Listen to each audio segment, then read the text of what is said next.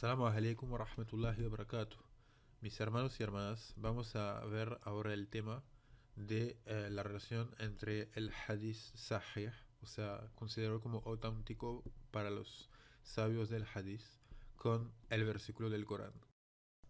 Para decirlo más claramente, ¿qué hacemos cuando encontramos un hadith que contradice directamente un versículo del Corán? Para entender la metodología de los compañeros del profeta sallallahu alaihi wa sallam acerca de los hadices que contradicen el Corán, vamos a ver el caso de Abdullah ibn Abbas, el famoso compañero. Él autorizaba la consumación de la carne del burro domesticado, pero entonces una otra persona fue a verlo y le presentó un hadith del profeta donde se prohibía la consumación de este animal. Entonces el compañero refutó directamente el hadith sin preguntar ni tomar en cuenta su autenticidad con un versículo del Corán, porque el Corán es auténtico con certeza. Cuando decimos que un hadith es auténtico, no hablamos con certeza. Hay siempre una duda. Es por eso que el imam al-Ghazali, rahimahullah, dijo que aquel que pensaba que el hadith sahih, o sea, auténtico según los criterios de la ciencia del hadith, no era objeto de dudas, era un loco. Entonces, el compañero Ibn Abbas utilizó el versículo del Corán que limita las prohibiciones acerca de la comida a la carne, digamos, de la bestia muerta que no fue sacrificada, al sangre y al cerdo. Como no está mencionado el burro, consideró que era lícito de consumirlo. Este ejemplo del compañero del profeta Abdullah ibn Abbas, radiallahu anhu, es solo un ejemplo. En realidad, el compañero se equivocó porque no había entendido bien el objetivo, el contexto del versículo del Corán. Pero eso no es el tema. El tema es solamente entender la metodología del compañero cuando encontraba un hadith que se oponía al Corán. Ahora vamos a ver un otro caso de un hadith rechazado por un compañero que nos va a ayudar a entender por qué los compañeros rechazaban los hadiths y le consideraban como siempre inferior al Corán. Vamos a ver el caso del hadith narrado por Abu Huraira que dice: hay mala suerte en la casa, la mujer y la bestia. Este hadith, según las condiciones de la ciencia del hadith, es perfectamente auténtico. ¿Por qué? Porque Abu Huraira es un compañero directo del profeta sallallahu alaihi wa sallam, y entonces no se puede encontrar ningún tipo de error en la cadena de transmisión. Pero vamos a ver con nuestra madre Aisha que un hadith no se limita a su cadena de transmisión para determinar su autenticidad real, o sea, saber si realmente el profeta lo ha dicho. Entonces Aisha corrigió a Abu Huraira diciendo que Allah haga misericordia a Abu Huraira que ha mal escuchado al profeta cuando narraba una palabra de los judíos. Porque lo que hay que entender es que Abu Huraira solo escuchó una parte del discurso del profeta sallallahu alaihi wa sallam, y Aisha estaba presente durante todo su discurso.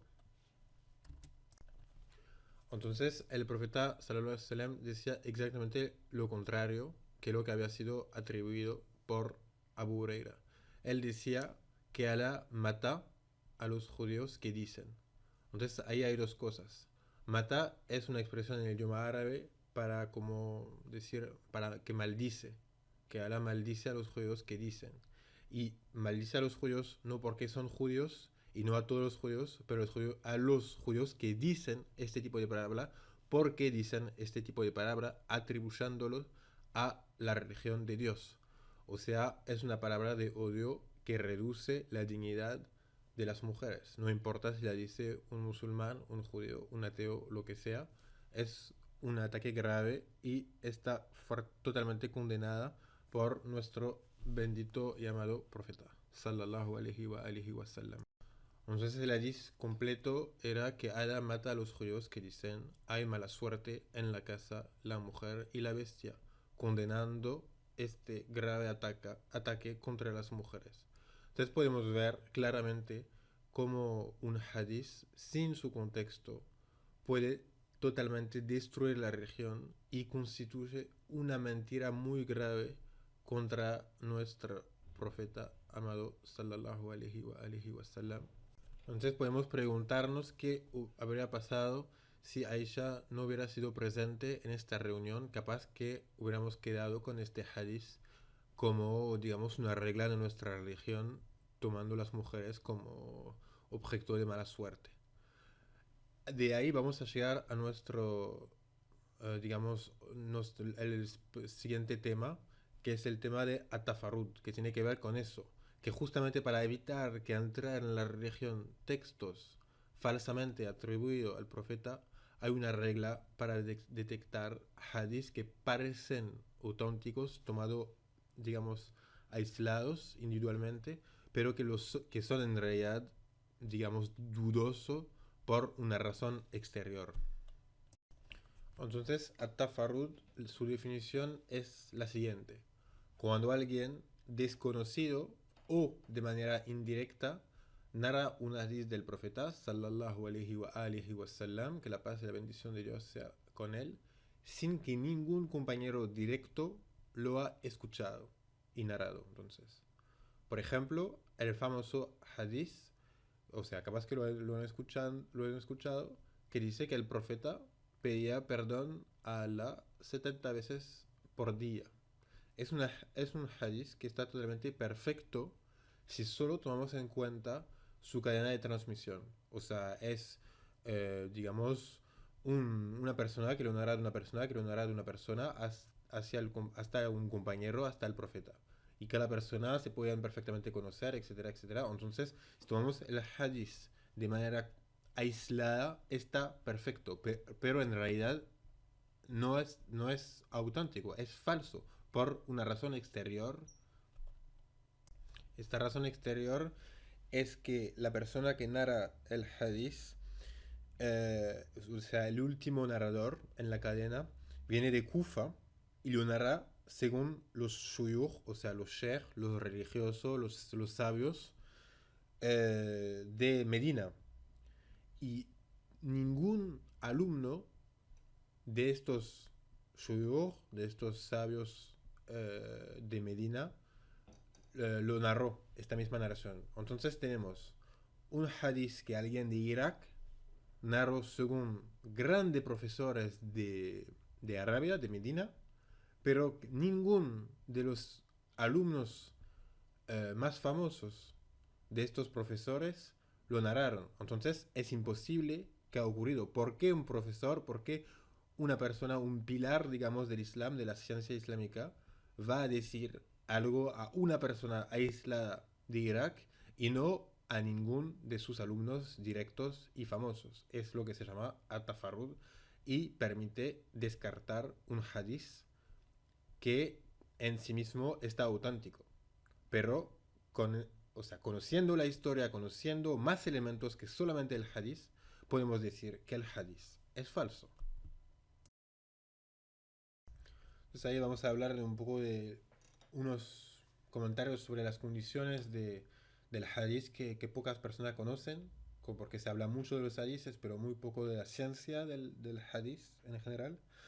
Entonces el Sheikh menciona que la ciencia del hadith no es una ciencia exacta, que cada sabio del hadith tiene su propia metodología, que las condiciones, digamos, las dos condiciones del sabio del hadith son el estudio del transmisor, o sea, saber si es piadoso o no, conocer también su memoria, si hay un libro establecido de él directamente, y también la cadena de transmisión para ver si hay una continuidad en la transmisión sin ningún tipo de corte temporal o espacial. Entonces, cuando digamos que un hadith es auténtico, hablamos solamente de la autenticidad de la cadena de transmisión. salvo si hablamos de la ciencia llamada Ilal Hadith. Entonces, eso es el estudio de lo que es realmente la palabra del profeta y de lo que no lo es. Y eso lo hemos visto en el caso del Hadith de Aisha, que según una ciencia es auténtico, según la ciencia más aprofundida no lo es. Entonces es obvio que la ciencia del Hadith es inferior al fiqh en general. O sea, el sabio del fiqh es superior al sabio del Hadith. Em, entonces, cuando se termina el trabajo del sabio del Hadith, del Muhadith, empieza el trabajo del jurista, del faqih, del sabio del fiqh. A veces también lo que pasa es que el transmisor agrega un comentario en el hadith y con el tiempo, a pasar los siglos, a pasar los varios narradores, el comentario se vuelve el hadith mismo. Y entonces la gente confunde un comentario de una persona, o sea, un sabio del hadith o lo que sea, con la palabra del profeta mismo. Y entonces para detectar eso hay que buscar, o sea, varias versiones del mismo hadith.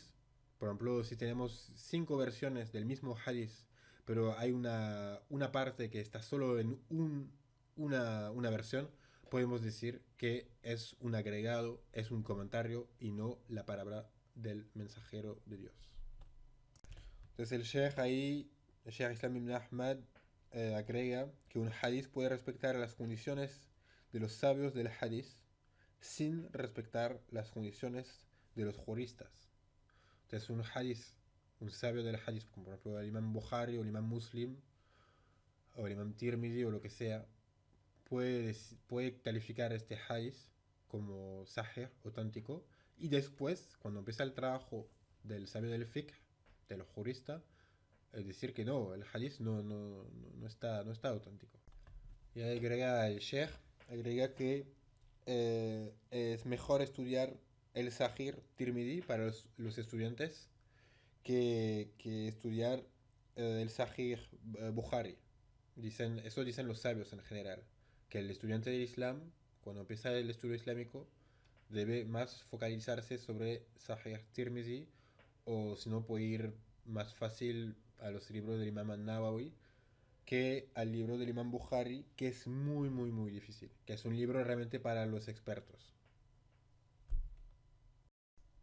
Y ahí es importante también acordar que el Imam at-Tirmidhi nunca llamó su libro Sunan at-Tirmidhi, pero llamó Jami' as-Sahih, o sea, digamos la recolección de los hadith sahih, y que este título, de cuando dicen Sunan Tirmidhi, eso viene de las editoriales, digamos, para bajar el rango del libro y poner encima el libro del Imam Bukhari. Y también el sheikh agrega que sin tener un sheikh, sin tener un profesor, nunca se debe abrir un libro del hadith. O sea, que se debe estudiar con un profesor. Eso es muy importante. Y sobre todo el Sahih Bukhari, que es un libro hecho para los sabios, como ya he mencionado, porque es demasiado complicado. Entonces vamos a terminar esta corta clase sobre el fiqh islámico, sobre la historia del fiqh islámico, por algunas observaciones y comentarios que el sheikh dijo, o sea, al final de esta clase, Sheikh Islam ibn Ahmad. Entonces él termina la clase diciendo que el fiqh del Islam, la jurisprudencia islámica, es lógica, es humana, no se aprende en los libros. Y eso lo hemos podido ver en los ejemplos como el hadith refutado por Aisha o el tema del tafarud, que para entender el fiqh se debe conocer el contexto de cada cosa y también las costumbres de un pueblo. O sea, alguien que no conoce un pueblo, que no conoce las costumbres de una persona que viene a preguntarle algo, no puede darle una respuesta de fiqh. Tiene que tener un amplio conocimiento de la religión y de la sociedad en cual vive, para cual da fatwa, o sea, juicios es legal, una fatwa, un juicio legal. Entonces, él dice que la prioridad en el Islam no es el halal o el haram, el autorizado, el prohibido, pero son los valores, las creencias. La religión islámica no es una religión jurídica, los compañeros preguntaban muy pocas cosas jurídicas al profeta. Tenemos 20 años digamos, de vida de los compañeros con el profeta sallallahu alaihi wasallam y no tenemos más que, no sé, 10 preguntas que hicieron durante todos estos años. Hoy cualquier tipo de reunión de musulmanes con un sheikh y ya viene 50 preguntas. Entonces hemos perdido, como digamos, el centro de la religión. O sea, para focalizarnos solamente sobre el aspecto legalista y no el espíritu de la religión. Entonces podemos decir que los compañeros habían bien entendido las prioridades de la religión del Islam. Que el fiqh no es la prioridad del Islam. Y el Islam no es el fiqh. O sea, el fiqh es una herramienta del Islam, es una parte del Islam, pero no se reduce al fiqh. Entonces, en el Islam se toma mucho más en cuenta la tauba, el arrepentimiento, que el pecado. Es por eso que el Islam puede ser muy duro, por ejemplo en el Corán o en los hadís, contra ciertos actos, pero muy dulce contra las personas que han hecho estos actos, porque no es la misma cosa una cosa antes que se cumple, o sea que debemos hacer todo para, digamos, que la persona no se acerque a tal acto, y una vez que está hecho, uno se debe arrepentir y el acto está como borrado, porque la idea es seguir adelante, es siempre mejorarnos y no lamentarse sobre el pasado, lo que ha pasado, lo que hemos hecho. Entonces hay un versículo en el Corán que fue revelado 2 veces acerca de un hombre que dijo al profeta sallallahu alaihi wasallam que había cometido un gran pecado. Según ciertas narraciones se trataba de fornicación, o sea, un pecado mayor para el Islam, el acto sexual fuera del casamiento. Y entonces el profeta le preguntó, ¿has rezado con nosotros? El hombre dijo que sí, y el profeta dijo, entonces está bien, y le dejó irse. O sea, ya está. O sea, que vos has cometido un acto bueno, y entonces este acto bueno borra necesariamente lo malo que has hecho antes de este acto. Y el versículo que fue revelado 2 veces, que se encuentra en la Surat al-Hud, que fue revelado acerca de este episodio con este hombre, dice las hasanat, o sea, los actos buenos, borran los pecados. Entonces, el fiqh es positivo. Siempre vale más el bien que el mal en el Islam.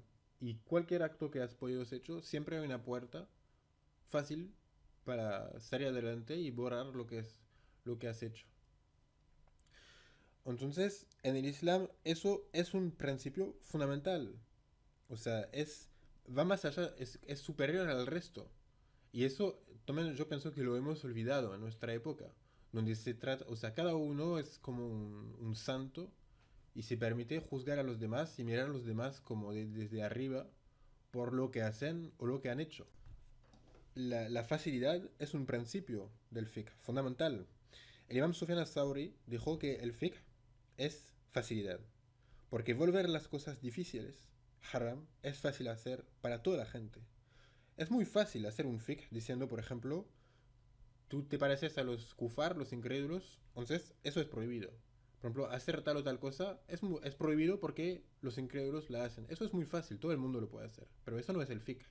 El fiqh es encontrar, por la comprensión, una manera para cada persona en el mundo, según su cultura, según su situación, con su pasado, con todo, una manera de mejorarse, de acercarse a Dios. Eso es difícil, no es el camino fácil de la dureza, digamos. La facilidad en realidad es un objetivo del Islam. No se trata de volver todo eh, permitido. El objetivo es hacer la vida fácil, pero no que todo se vuelva permitido, obviamente. Por ejemplo, o sea, un otro ejemplo, un compañero durante la fitna, o sea, el periodo donde los musulmanes se enfrentaron, eso es un tema que vamos a ver más allá, sobre todo en el tema de la creencia. Eh, un hombre fue a ver un sabio y dijo, o sea, un compañero fue a ver un sabio y le dijo que había matado durante estas guerras, digamos. Y el sabio le dijo, anda a ayudar a tu madre y Dios te va a perdonar. O sea, es la importancia del contexto. El sabio habrá podido totalmente condenar a este hombre y ya está, pero no, el sabio quiere mirar más adelante, los objetivos. O sea, salvar a esta persona, darle un mensaje positivo, sin que significa que lo que ha hecho este hombre está bien o está autorizado.